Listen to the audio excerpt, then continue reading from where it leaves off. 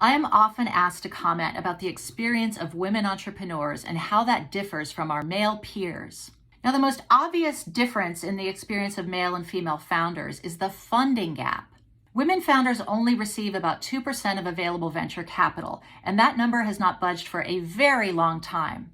If you read Brotopia, which is a great history of Silicon Valley written by Chang, she writes about why this is the case. She explains how the venture capital ecosystem is set up to serve mainly male founders coming out of the Ivies or coming out of another VC-backed company.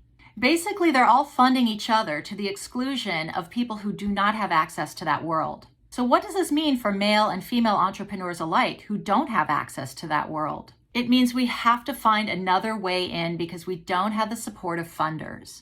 And when you don't have the support of funders, it makes it really challenging to establish the credibility, visibility, and get the support you need from your industry. This makes getting traction a lot more difficult. And of course, you have to find alternative sources of funding and/or bootstrap your company, which is really hard. So this is a very common challenge for female founders, but it's not exclusively the domain of female founders. I know a lot of male founders who have faced the same challenge. Another big observation I have about being a woman founder is that so often I've been the only woman in the room. It sounds like a cliche, but it's totally true. Over the last 2 decades, I have had dozens and dozens of meetings with M&A bankers, venture capital firms, private equity firms, potential acquirers, and 100% of the time, I have been the only woman in the room. Seriously, I find it astonishing.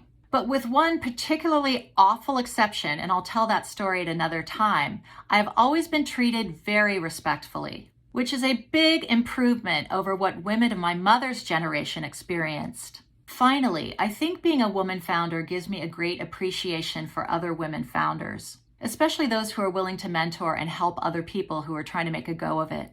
But my advice to all founders is to find great mentors wherever you can. I have had some amazing women mentors, but I have also had some outstanding male mentors and partners, and I can honestly say that I wouldn't be where I am today without them. So don't count out anyone as a mentor, because there are a lot of successful entrepreneurs out there with very high integrity who want to help you and support you. Follow me for more content like this.